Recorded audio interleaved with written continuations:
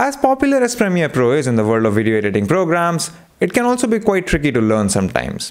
My name is Yadullah, you're watching Candid.Technology, and in this video, we're going to talk about how you can add an adjustment layer in Premiere Pro.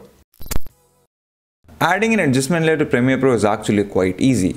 All you have to do is open up your project and drag in your main project bin.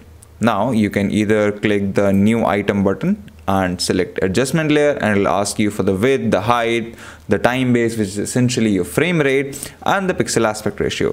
Make sure everything is in order and then click OK, and you'll have your adjustment layer. Alternatively, you can just right click in an empty space, go to new item, and then click adjustment layer, which will also create another similar adjustment layer with the settings that you choose.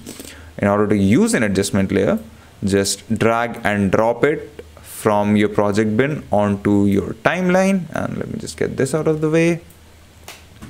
Now, any changes that you make to this adjustment layer will apply to all the video clips underneath it. So if I were to go to the Lumetri panel and let's say change the exposure,